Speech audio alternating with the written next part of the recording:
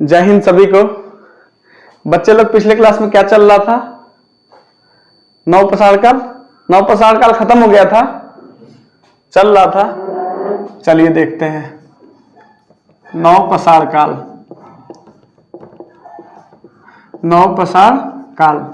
इसका time period क्या था बच्चे? इसका टाइम पीरियड क्या था?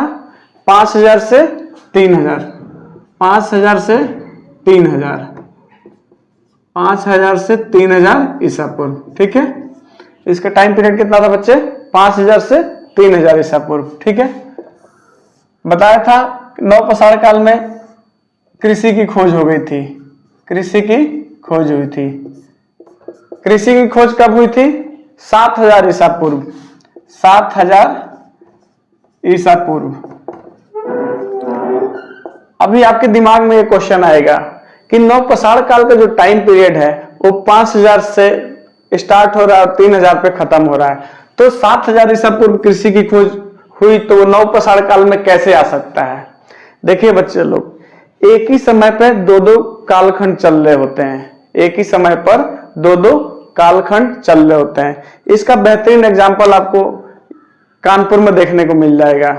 कानपुर का जो सिविल लाइन वाला एरिया है कितना डेवलप है, वहां पे अच्छी नालियों की व्यवस्था है, अच्छी सड़कें हैं, घर को अच्छी व्यवस्था में एक लाइन से बनाया गया है। वहां पे बड़ी बड़ी गाड़ियां आ सकती हैं, बड़ी बड़ी गाड़ियां पार्क की जा सकती हैं। ठीक है, और वहीं कानपुर से थोड़ा सा देहात एरिया के साइड बढ़िए, वहां पे अच्छी नालियों की व्यवस्था नहीं है, वहां पे लाइट की सुविधा नहीं है, वहां पे टूटी फूटी सड़कें हैं। ठीक है, तो क्या है कि उसमें कौन सी गली किसके घर में घुस जाए उसको पता नहीं है। ठीक है, और ऐसे बोलचाल की भाषा में बोलते भी हैं कि अमेरिका हमसे 2 दशक आगे है। तो कहने का मतलब यह है कि एक ही समय में दो चीज, एक जगह विकास बहुत ही ज्यादा है और एक जगह विकास बहुत ही कम है, तो एक ही समय में दो कालखंड चल रहे होते हैं। ठीक है, तो जो कृषि की जो टाइम पीरियड था 7000 ईसा पूर्व हो गया था। ठीक है, अभी ये कहां पर हुआ था सबसे पहले कृषि? मेहरगढ़। मेहरगढ़ कहाँ है? पाकिस्तान में। मेहरगढ़ कहाँ है? पाकिस्तान में। ठीक है, क्वेश्चन आपसे इतना सिंपल नहीं पूछेगा। क्वेश्चन आपसे पूछेगा जो कृषि का जो पहला साक्ष्य था वो मेहरगढ़ में था, वो किन 2 पहाड़ियों के बीच स्थित है? वो किन 2 पहाड़ियों के बीच स्थित है? तो ये क्या, कौन सी 2 पहाड़ियां थी? सुलेमान पहाड़ी एंड किरथर। सुलेमान पहाड़ी एंड किरथर। ठीक है, इन 2 पहाड़ियों के बीच में सबसे पहले कृषि की गई थी। समझ में आया? सबसे पहले खेती किस चीज की गई थी? गेहूं एंड जौ की। ठीक है, गेहूं एंड जौ की। ठीक है, गेहूं की खेती इतनी अधिक क्यों हुई? आप सबको मालूम है गेहूं बोना कितना आसान है। ठीक है, इसमें धान की तरह ज्यादा नौटंकी है नहीं। गेहूं बोने के लिए बोते समय एक बार पानी दे दीजिए और एक बार बीच में दे के चले आइए, टेंशन फ्री। ठीक है, अब धान बोना तो मतलब दामाद को दावत देना, सुबह शाम पानी देते रहो दामाद को। ठीक है, तो धान बोने में बहुत नौटंकी है, गेहूं बोना बहुत ही आसान है। ठीक है, भगवान की दया हो गई तो गेहूं में क्या है, बीच में बारिश हो गई तो अच्छी खासी फसल हो जाती है। ठीक है, पंजाब वाले तो गेहूं में इतना भी पानी नहीं देते हैं क्योंकि वहां पे बरसात ही इतनी ज्यादा हो जाती है कि गेहूं की अच्छी उपज हो जाती है वहां पे। ठीक है, तो सबसे ज्यादा उपज किस चीज की हुई उस टाइम पे? गेहूं की। ठीक है, समझ में आया? अभी क्या था बच्चे, गेहूं की उपज होने लगी तो जो उस टाइम पे आदि मानव थे ना, वो अनाज को अजूरी से लेके आते थे, मुट्ठी से लेके आते थे। बड़ा दिक्कत होता था, कोई बर्तन था नहीं उस टाइम पे। तो यहाँ पे आदि मानवों ने क्या किया? बर्तन बनाना शुरू किया। बर्तन, मिट्टी का बर्तन बनाया, मिट्टी का बर्तन बनाया। ठीक है, इसी मिट्टी के बर्तन को हम क्या बोलते थे बच्चे? मृद भांड। ठीक है, पहले छिछिलकार बनाया मिट्टी के बर्तन को, फिर थोड़ा सा और गहरा, फिर एक गागर का शेप दे दिया। ठीक है, उसी को हम क्या बोले? मिट्टी का बर्तन या मृद भांड। ठीक है, मृद भांड। मिट्टी के बर्तन को क्या बोलता है बच्चे? मृद भांड। ठीक है, मेहरगढ़ किन 2 पहाड़ियों के बीच में स्थित है? सुलेमान एंड किरथर। ठीक है, कृषि सबसे पहले कब हुई थी? 7000 ईसा पूर्व। 7000 ईसा पूर्व का मतलब क्या हुआ कि 7000 पहले प्लस इधर 2022 चल रहा है, यानी कि 2000 मान के चलो और 7000 लगभग 9000 ईसा पूर्व। ठीक है, कृषि के साक्ष्य कब? आज से लगभग 9000 ईसा पूर्व। ठीक है, समझ में आया? और क्या क्या हुआ था नवपाषाण काल में? अभी अनाज ले जाने के लिए कुछ तो चाहिए, ठीक है, तो यहाँ पे गाड़ी चलाने के लिए पहिए का आविष्कार हो गया। पहिए का आविष्कार। पहिया किसका बना था बच्चे?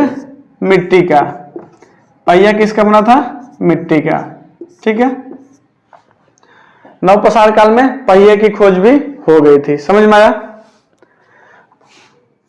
और किस किस चीज की खोज हो गई थी नवपाषाण काल में? ठीक है, ये इसको ताम्रपाषाण काल भी कहते हैं। इसको ताम्रपाषाण काल, ताम्रपाषाण काल। नवपाषाण काल को एक अन्य नाम ताम्रपाषाण काल के नाम से भी जानते हैं। ताम्र मतलब तांबा और पाषाण मतलब पत्थर। ठीक है, पत्थर का लाठी तो बन नहीं सकता है, पत्थर का लाठी बन नहीं सकता है, लेकिन तांबे का लाठी बना जा सकता है। ठीक है, उस टाइम पे क्या था? तांबे का एक बर्छी लोग बना लेते थे, और लोहे का क्या होता, पत्थर का क्या होता था? पत्थर को छोटे छोटे ऐसे नुकीले टाइप का आगे लगा देते थे। अब इसको क्या है, जैसे जानवर दिखता था, आदि मानव जो थे उस टाइम पे चला के मारते थे, और ये बर्छी जो था आगे से नुकीला जो था वो जाके जानवर को लगता था और वो ढेर हो जाता था। ढेर हो जाता था, फिर इनके खाने पीने का काम चल जाता था। ठीक है, तो इस टाइम पे तांबे की खोज हो गई थी। ठीक है, तो इसलिए इसको ताम्रपाषाण काल भी कहा गया। समझ में आया? नवपाषाण काल में ही मानव ने क्या किया था? पशुपालन करना स्टार्ट कर दिया था। ठीक है, नवपाषाण काल में मानव ने क्या किया था? पशुपालन। सबसे पहला पशु कौन सा पाला गया था? कुत्ता। नवपाषाण काल में पशुपालन स्टार्ट हो गया था। सबसे पहला पशु क्या था? कुत्ता। ठीक है, और मानव ने यहाँ पे क्या किया था? स्थायी आवास भी बना लिया था। स्थायी आवास बना लिया था। देखिए, आप जहां कृषि करना स्टार्ट करेंगे वहां पे आपको रहने की जरूरत पड़ेगी। ठीक है, तो मानव ने नवपाषाण काल में आवास भी बना लिया था एंड पशुपालन, कुत्ता पालन स्टार्ट कर दिया था। समझ में आया? आगे बढ़ जाए। इसी समय और भी क्वेश्चन पूछ लेता है। ठीक है, जैसे भारत हो गया, भारत का नक्शा हो गया। ठीक है, यहां पे मद्रास हुआ करता था, अभी भी है मद्रास। मद्रास में पल्लव वंश का शासन हुआ करता था। मद्रास में पल्लव वंश का, और यहीं पे एक जगह भी है पल्लव रन। पल्लव रन, पल्लव रन। पल्लव रन में सबसे पहले मानव की खोपड़ी देखने को मिली। मानव कंकाल का सबसे पहला साक्ष्य कहां मिला था? पल्लव रन में। ठीक है, वहां पे मानव की खोपड़ी देखने को मिली थी। ठीक है, यहां पे एक जगह था अपना मध्य प्रदेश। मध्य प्रदेश, मध्य प्रदेश में एक जगह है भीमबेटका। भीमबेटका, भीमबेटका में सबसे पहले चित्रकारी देखने को मिली। वहां पे क्या है, जो आदि मानव थे उस टाइम पे खाली रहते ही थे। ठीक है, खाली रहेंगे तो कुछ ना कुछ करेंगे। जैसे आज से 10 साल पहले आप खुद देखिए कि गर्मी के दिन आपसे कटते नहीं थे। उस टाइम पे ना आपके पास स्मार्टफोन था, ना ही टीवी था। ठीक है, ना ही टिकटॉक था, ना ही टिक्की वीडियोस थे। ठीक है, तो आदमी इधर से उधर घूमते रहता था, टाइम पास करता था, बगीचे में जाके वो गुल्ली डंडा खेलता था। कुल मिला के दिन काटना बहुत मुश्किल होता था। ठीक है, तो इसी प्रकार जो ये सब थे ना, यहाँ पे आदि मानव जो थे उनका दिन सोचो कैसे कटता होगा। तो ये बैठे बैठे क्या है, पत्थरों पे चित्रकारी करने लगे। ठीक है, वहां पे सबसे पहले चित्रकारी कहाँ की है? भीमबेटका में। तो चित्रकारी में क्या किए, एक ऐसे पत्थर पे खींच दिए। ठीक है, एक सूर बना दिए, 4 टांग बना दिए। ठीक है, हाथी बना दिए। ठीक है, और एक आदमी बना दिया। ठीक है, और एक उसके हाथ में भाला दिखा दिया जो थ्रो कर रहा है इसे। ठीक है, तो इस टाइप की चित्रकारी सबसे पहले कहां देखने को मिली? भीमबेटका में। ठीक है, भीमबेटका कहां पे है? मध्य प्रदेश में। तो ये दर्शाता है कि हमारी जो चित्रकारी में जो हमारा रुचि था, बहुत पहले से था, ठीक है। हमारा जो कला में रुचि था वो बहुत पहले से था, ठीक है। लेकिन क्वेश्चन ये नहीं पूछेगा। एमपीपीसीएस में एक क्वेश्चन आया था कि सबसे पहले चित्रकारी भीमबेटका में मिली, ठीक है। ये भीमबेटका कौन से जिले में है? देखिए क्वेश्चन का लेवल कैसे बढ़ा रहा है। आपको ये बता रहा है कि सबसे पहले चित्रकारी भीमबेटका में देखने को मिली, लेकिन आप बताइए कि भीमबेटका कौन से जिले में है? तो बच्चे ये कहां पे है? ये रायसेन जिला में पड़ता है, रायसेन जिला। और इसको और बढ़ा के पूछेगा तो क्या पूछ सकता है, ठीक है। यहाँ पे कौन सी पहाड़ी है? तो आपको मालूम है मध्य प्रदेश में विंध्याचल की पहाड़ी है, ठीक है। विंध्याचल की पहाड़ी है। और पूछेगा कौन सी घाटी है? तो नर्मदा घाटी है, ठीक है। क्वेश्चन का लेवल बढ़ा के पूछेगा आपसे। एमपीपीसीएस के क्वेश्चन है बच्चे। पूछा था, क्या पूछा था? बोला जो भीमबेटका है कौन से जिले में है, ठीक है। तो कहां पे? रायसेन जिला में, ठीक है। इसी से थोड़ा सा आगे बढ़ते हैं, ठीक है। यहां पे अपना एक जगह है बिहार। बिहार का सबसे फेमस जगह मिला था वहां पे पुरातात्विक स्थल चिरांद। चिरांद मिला था यहाँ पे, ठीक है। चिरांद में सबसे फेमस पुरातात्विक स्थल मिला था। बिहार का फेमस पुरातात्विक स्थल चिरांद। ये कहां पे? अभी छपरा में, छपरा में मिला था, ठीक है। समझ में आया? थोड़ा सा और आगे बढ़िए। एक कश्मीर वाले इलाके में, यहां पे एक कश्मीर का एरिया था। कश्मीर के बुर्ज होम में, यहां पे एक जगह है बुर्ज होम। बुर्ज होम,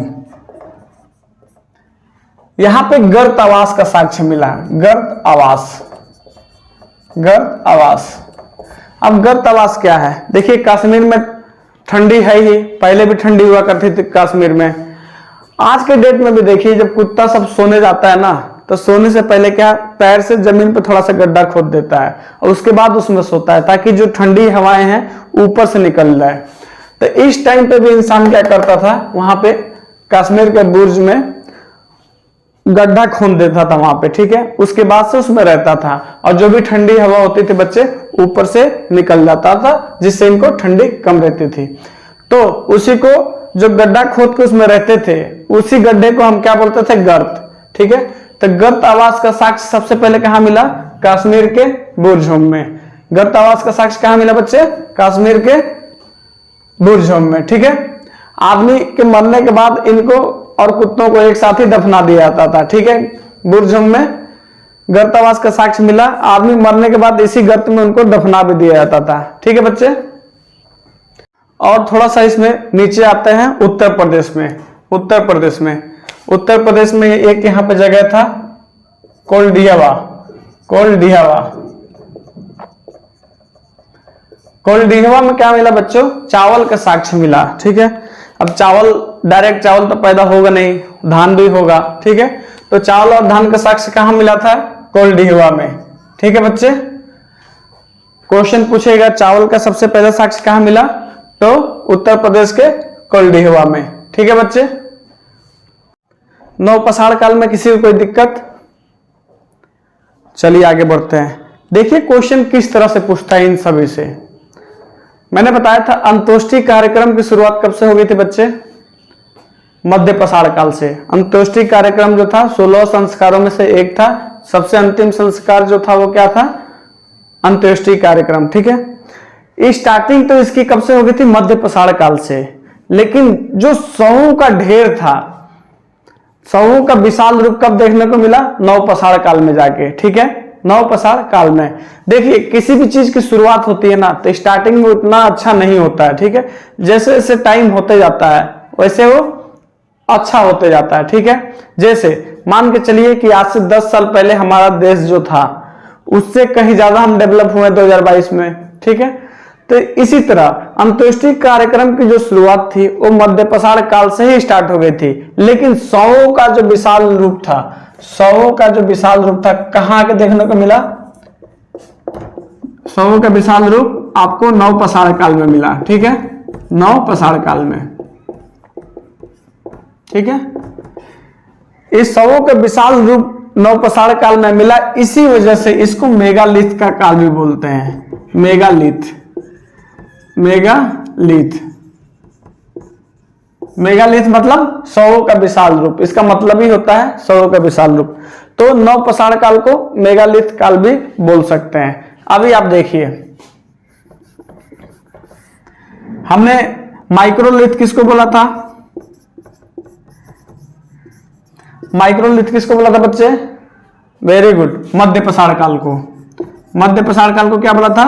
मेगालिथ। ठीक है, माइक्रोलिथ, माइक्रोलिथ क्यों बोला था? क्योंकि यहाँ पे पत्थरों से छोटे छोटे बने औजारों का हम प्रयोग करने लगे थे। ये पत्थर कैसे हुए करता थे?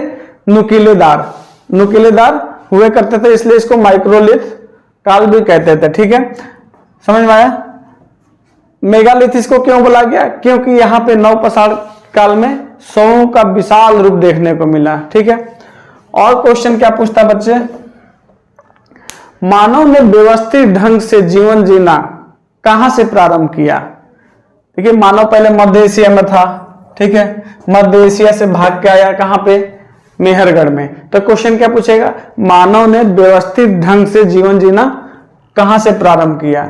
तो पाकिस्तान के मेहरगढ़ से। ठीक है, अभी मेहरगढ़ कहां पे है? पाकिस्तान में। समझ में आया? ठीक, चलो बच्चों आगे देखते हैं। इतिहास को हम 3 कालखंडों में बांटे थे। इतिहास को कितने कालखंडों में बांटे थे? 3 कालखंडों में। इसको आगे जाकर एक विद्वान थे जिनका नाम था क्रिश्चियन जॉन थॉमसन। क्या नाम था? Christian John Thomson. उन्होंने इसको नकार दिया। ठीक है, हमने हिस्ट्री को कितने भागों में बांटा था बच्चों? 3 भागों में। कितने भागों में बांटा था बच्चे? 3 भागों में। कौन कौन सा? प्राग ऐतिहासिक काल, प्राग ऐतिहासिक काल,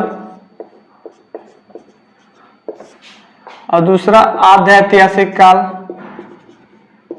आद्य ऐतिहासिक काल, और तीसरा बच्चों ऐतिहासिक काल,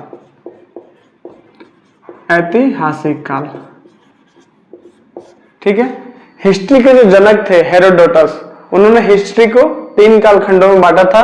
प्राग ऐतिहासिक काल जिसको प्री हिस्ट्री, आद्य ऐतिहासिक काल जिसको प्रोटो हिस्ट्री, एंड ऐतिहासिक काल जिसको हिस्टोरिक पीरियड कहते हैं। ठीक है, इन 3 कालखंडों को आगे जाकर एक विद्वान थे Christian John Thomson. Christian John Thomson, इन्होंने क्या किया? इसको नकार दिया, नकार दिया, बोल दिया कि ये सही नहीं है। ठीक है, क्रिश्चियन जॉन थॉमसन ने क्या किया? क्रिश्चियन जॉन थॉमसन ने किया इतिहास को उसके मिलने वाले धातुओं के आधार पर बांटा। क्रिश्चियन जॉन थॉमसन ने क्या किया? इतिहास को उसके मिलने वाले धातुओं के आधार पर बांटा। ठीक है, क्रिश्चियन जॉन थॉमसन ने यह किया कि प्राग ऐतिहासिक काल में पत्थर मिले थे, बड़े बड़े पत्थर मिले थे, तो उन्होंने प्राग ऐतिहासिक काल को पाषाण युग का नाम दे दिया, पाषाण युग। ठीक है, आद्य ऐतिहासिक काल में क्या मिला था बच्चों? कांसा मिला था, कांसा, तो इसको क्या नाम दे दिया उन्होंने? कांस्य युग दे दिया। ठीक है, और यहां पे लोहा की खोज हो गया था, लोहा की खोज हो गया था, तो इसको उन्होंने क्या बोला? लौह युगीन, लौह युगीन सभ्यता, लौह युगीन सभ्यता। ठीक है, जो हमारे हिस्ट्री के जनक थे उन्होंने इतिहास को 3 कालखंडों में बांटा था, pre history, proto history and historic. इसको जो क्रिश्चियन जॉन थॉमसन साहब थे, इसको इन्होंने नकार दिया और इन्होंने हिस्ट्री को मिलने वाले धातुओं के अनुसार 3 भागों में बांटा। ठीक है, जैसे प्राग ऐतिहासिक काल में पत्थर मिले थे, यहाँ पे पत्थर मिले थे, तो इन्होंने इसका नाम पाषाण युग दे दिया। आद्य ऐतिहासिक काल में कांसा की खोज हुई थी, तो इन्होंने कांस्य युग बोल दिया इसको, और ऐतिहासिक काल में लोहा मिला था तो इन्होंने लौह युगीन सभ्यता बोल दिया। ठीक है, तो क्वेश्चन पूछता है बच्चों कि इतिहास को उसके मिलने वाले धातुओं के अनुसार, इतिहास को उसके मिलने वाले धातुओं के अनुसार बांटने वाला इतिहासकार कौन था? कौन था? Christian John Thomson, Christian John Thomson. ठीक है बच्चों, यूपी पीसीएस एग्जाम में ये क्वेश्चन आया था। उत्तर प्रदेश का जो पीसीएस एग्जाम था उसमें ये पूछा गया था कि इतिहास का त्रियुगीन विभाजन किसने किया? त्रियुगीन विभाजन किसने किया? तो क्या बोलेंगे बच्चों लोग? थॉमसन। लास्ट वाले याद रखिए, थॉमसन। पूरा नाम क्या था? Christian John Thomson. ठीक है, तो ये उत्तर प्रदेश के पीसीएस एग्जाम में पूछा था कि इतिहास को त्रियुगीन विभाजन किसने किया? तो क्या होगा answer? Christian John Thomson, Christian John Thomson. ठीक है, अभी देखिए दुनिया में कितने सारे पुरातात्विक स्थल मिले, पुरातात्विक अवशेष मिले। ठीक है, जैसे इंडिया में मिले, कुछ पाकिस्तान में मिले, कुछ कहीं मिले, तो दुनिया में बहुत सारे अवशेष मिले। इनको रखने के लिए, इनको एक जगह रखने के लिए कोई ना कोई विश्व स्तर का संग्रहालय चाहिए होगा, कोई ना कोई विश्व स्तर का म्यूजियम चाहिए होगा। तो एक क्वेश्चन पूछा था कोपेनहेगन संग्रहालय किसके लिए फेमस है? किसके लिए फेमस है? Very good. कोपेनहेगन संग्रहालय में जितने भी पुरातात्विक अवशेष हैं वहां पे रखे गए हैं। जितने भी पुरातात्विक अवशेष हैं उनमें कोपेनहेगन संग्रहालय में रखा गया है। ठीक है, कोपेनहेगन संग्रहालय कहाँ है बच्चों? कोपेनहेगन संग्रहालय डेनमार्क में है। ठीक है, और डेनमार्क कहाँ है बच्चे? डेनमार्क यूरोप में है। ठीक है, कोपेनहेगन संग्रहालय कहाँ है बच्चे?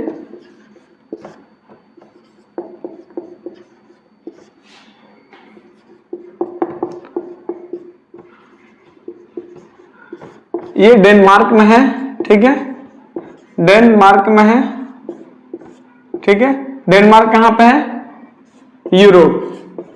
ठीक है, ये क्या है? विश्व स्तर का संग्रहालय है, विश्व स्तर का पुरातात्विक संग्रहालय है, विश्व स्तर का पुरातात्विक संग्रहालय है। यहाँ पे आज तक जितने भी पुरातात्विक अवशेष मिले हैं, पुरातात्विक स्रोत मिले हैं, उनमें से एक एक सैंपल के लिए यहाँ पे रखा गया है। ठीक है, तो जब विश्व का कोपेनहेगन संग्रहालय ये एमपीपीसीएस में आया था, तो आप ये कैसे हो सकता है कि हमारे भारत का ना आए? तो क्वेश्चन आया था कि भारत में पुरातात्विक संग्रहालय का नाम क्या है? भारत में पुरातात्विक संग्रहालय का नाम क्या है? क्या है बच्चे लोग? मानव संग्रहालय। भारत में जो पुरातात्विक संग्रहालय है उसका नाम है मानव संग्रहालय, जिसका नाम बदलकर अभी इंदिरा गांधी मानव संग्रहालय कर दिया गया है। इंदिरा गांधी मानव संग्रहालय का कर दिया गया। ठीक है, ये मानव संग्रहालय कहाँ है? मानव संग्रहालय, मानव या इंदिरा गांधी संग्रहालय कहाँ है बच्चे? ये भोपाल में है, भोपाल में। ठीक है, लेकिन क्वेश्चन इतना आसान नहीं पूछता है। क्वेश्चन पूछा था इसमें से कि ये जो मानव संग्रहालय या इंदिरा गांधी संग्रहालय है, ये किस मिनिस्ट्री के अंदर आता है, किस मंत्रालय के अंदर आता है? उसमें 2-3 ऑप्शन दिया था, विज्ञान मंत्रालय, रक्षा मंत्रालय, संस्कृति मंत्रालय। तो लड़का सब सोचा कि ये विज्ञान से रिलेटेड है और विज्ञान मंत्रालय मार के चला आया। ठीक है, जो कि गलत है। ये जितने भी संग्रहालय हैं, मानव संग्रहालय, पुरातात्विक संग्रहालय, ये सब संस्कृति मंत्रालय के अंदर आता है, कल्चरल मिनिस्टर। ठीक है, संस्कृति मंत्रालय। ठीक है, किसके अंदर आता है? ये संस्कृति मंत्रालय। ठीक है बच्चे,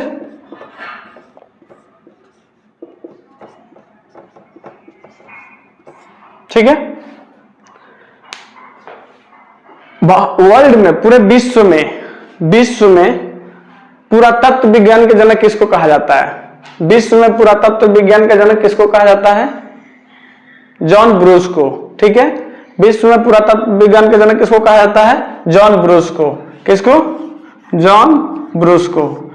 ये विश्व में पुरातत्व विज्ञान के जनक हैं। ठीक है, एक क्वेश्चन आया था बच्चे कि जॉन ब्रूस क्यों फेमस हैं? जॉन ब्रूस क्या थे?